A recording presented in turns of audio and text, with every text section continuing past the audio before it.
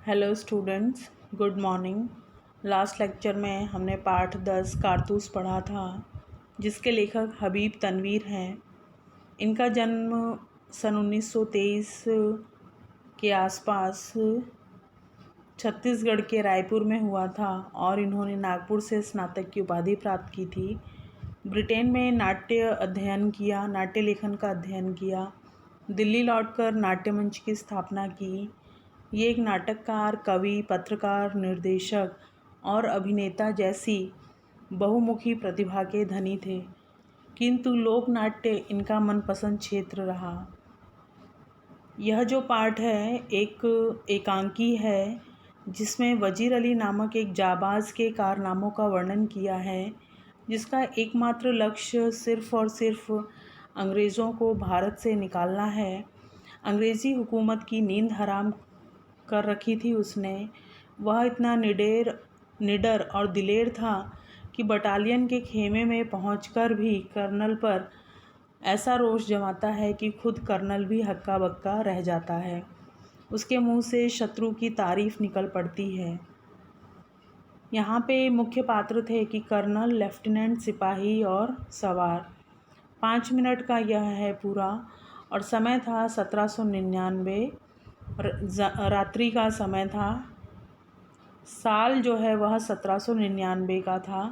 स्थान गोरखपुर के जंगल में कर्नल कालिंज ने अपना खेमा डाला हुआ था। वहाँ पर 2 अंग्रेज़ बैठकर बातें कर रहे थे। कर्नल कालिंज और एक लेफ्टिनेंट खेमे के बाहर थे। चांदनी छिटकी हुई है, अंदर लैंप जल रहा था। कर्नल कहता है कि जंगल की ज़िंदगी बड़ी ख़तरनाक होती है।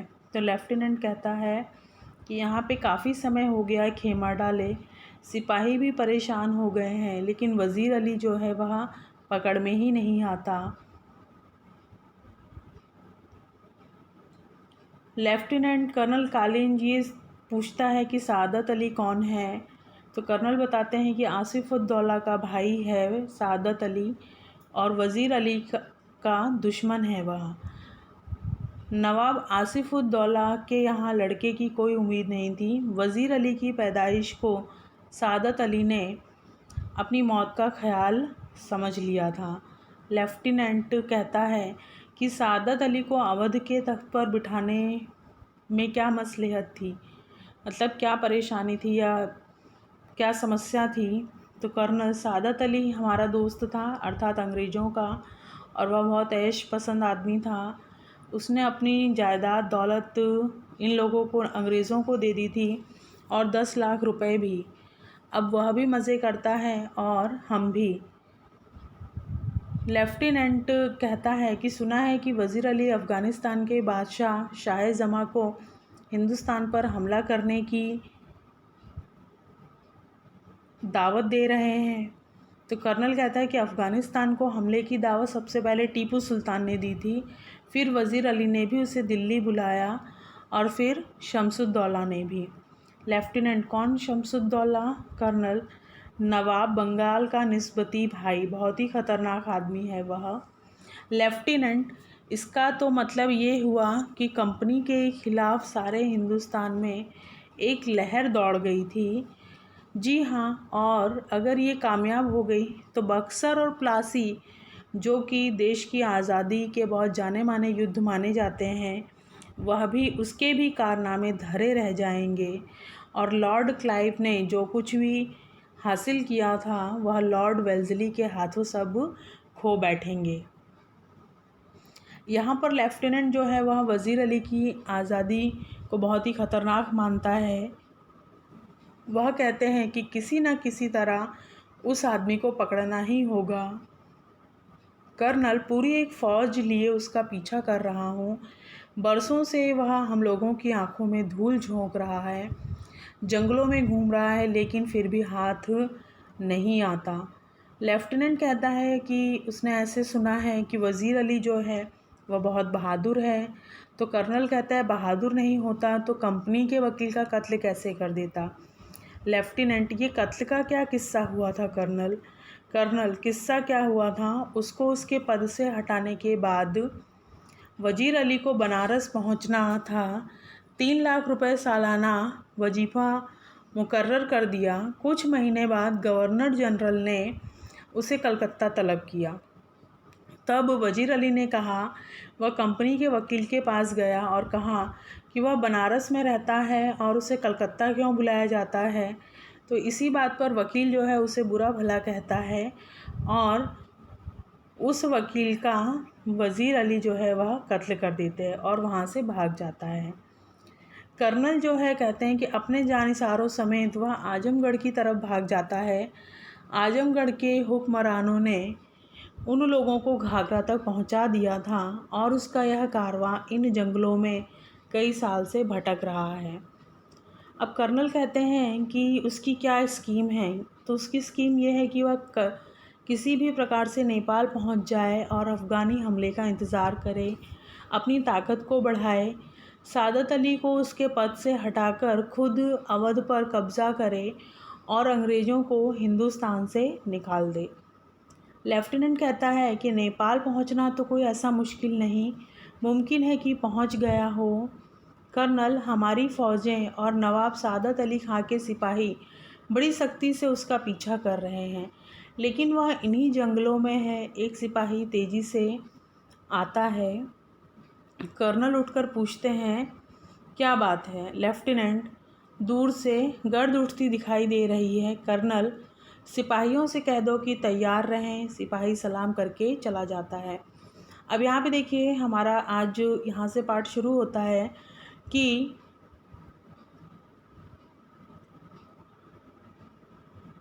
दूर से गर्द उठती अर्थात धूल उठती हुई दिखाई देती है और एक सिपाही अंदर आता है। वह कहता है कि ऐसी गर्द उड़ रही है और पूरा एक काफ़िला जैसे चला आ रहा हो, लेकिन कोई सवार नज़र आता है। कर्नल खिड़की के पास जाकर खड़ा होता है कि हाँ, एक ही सवार है। सरपट घोड़ा दौड़ाए चला आ रहा है वह, लेफ्टिनेंट, और सीधा हमारी तरफ आता हुआ वह मालूम होता है। कर्नल ताली बजाकर सिपाही को बुलाता है। कर्नल सिपाहियों से कहो इस सवार पर नज़र रखे कि ये किस तरफ जा रहा है। सिपाही सलाम करके चला जाता है।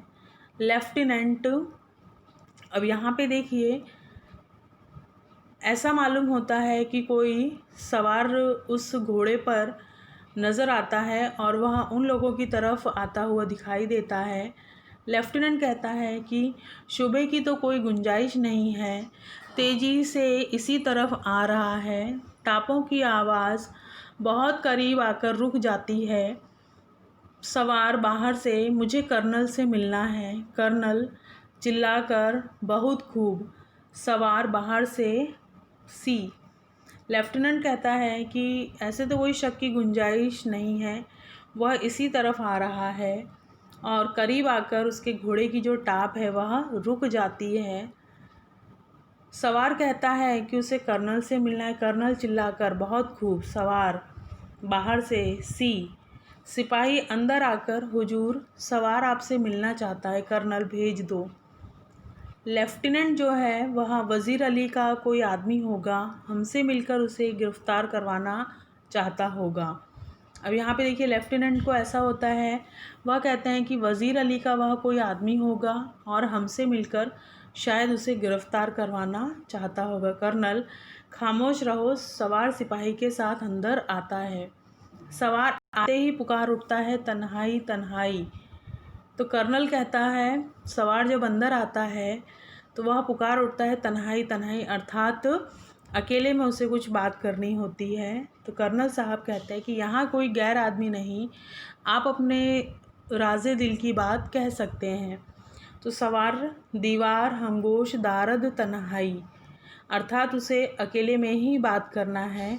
तो कर्नल लेफ्टिनेंट और सिपाही को इशारा करता है और दोनों बाहर चले जाते हैं। जब कर्नल और सवार खेमे में तन्हा रह जाते हैं तो ज़रा वक्फे के बाद चारों तरफ देखकर सवार कहता है, अब यहाँ पे कर्नल लेफ्टिनेंट और सिपाही को इशारा करते हैं बाहर जाने के लिए।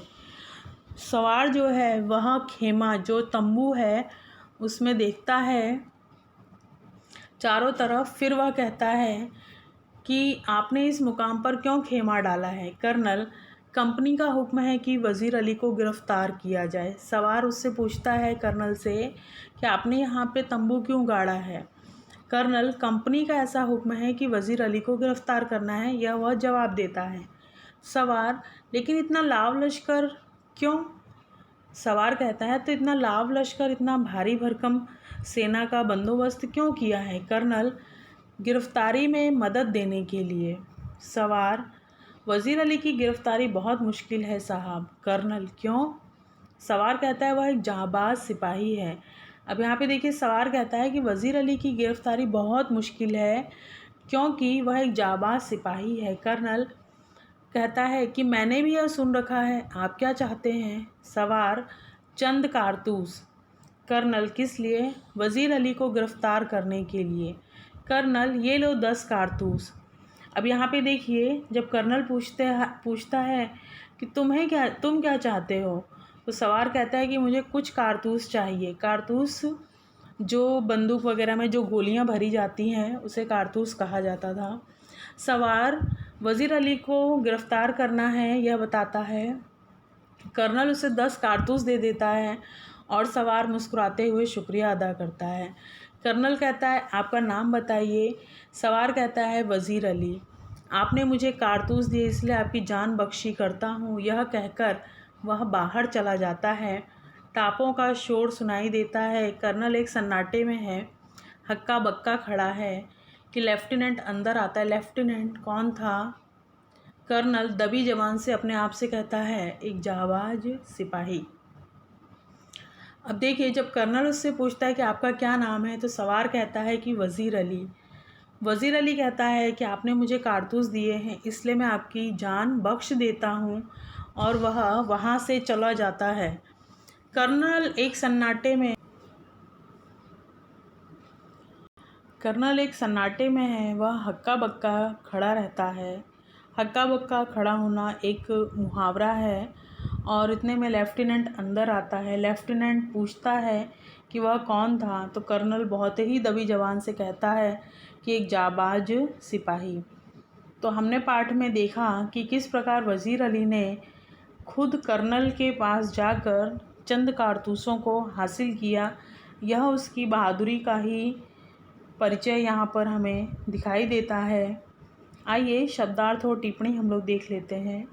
खेमा अस्थायी पड़ाव, अफसाना कहानी, किस्सा, हुकूमत, सत्ता, शासन, मसलेहत, गुप्त सलाह, दमखम, ताकत, दृढ़ता, वजीफ़ा, पुरस्कार, भेंट, काम तमाम कर देना, मार डालना, जानिसार, स्नेही जन, आत्मीय जन, गर्द धूल, सरपट, पुरजोश, तेज, शुबहा, शक, तन्हाई, एकांत, वक्का, आराम, विराम, अंदरूनी, भीतरी, पाक करना, मुक्त करना, तकरीबन, लगभग, ऐश, सुख, भोग, आराम, जाबाज, बहादुर, जान की बाजी लगा देने वाला, ज़ाती तौर पर, व्यक्तिगत रूप से, मुकर्रर, तलब करना, आदेश देकर बुलाना, हुक्मरान, शासक, सत्ताधारी, घाघरा एक नदी, मुमकिन, संभव, मसरूफ़, व्यस्त, गैर, पराया, राज़े दिल, मन की बात, नफ़ा, देर, समय, मुकाम, स्थान, जगह, लाव लश्कर, साधन, सामग्री, हक्का बक्का, चकित, भौचक्का। अब मुहावरे और कहावत देखते हैं। तंग आना, परेशान होना, हाथ ना लगना, पकड़ में ना आना, धरा रह जाना, व्यर्थ हो जाना, काम ना आना, आँखों में धूल झोंकना, चकमा देना। आइए अब हम स्वाध्याय देखते हैं। निम्नलिखित प्रश्नों के उत्तर उनके नीचे दिए गए विकल्पों में से सही विकल्प चुनकर लिखना है। वज़ीर अली आदमी है या भूत? यह वाक्य कौन बोलता है? लेफ्टिनेंट ख। सादत अली ने अपनी आधी जायदाद किसे दे दी थी? कर्नल को। तीसरा, वज़ीर अली वकील का कत्ल करके कहाँ भाग गया? आजमगढ़। सवार किससे मिलना चाहता था? कर्नल से। कर्नल ने सवार को कितने कारतूस दिए? 10।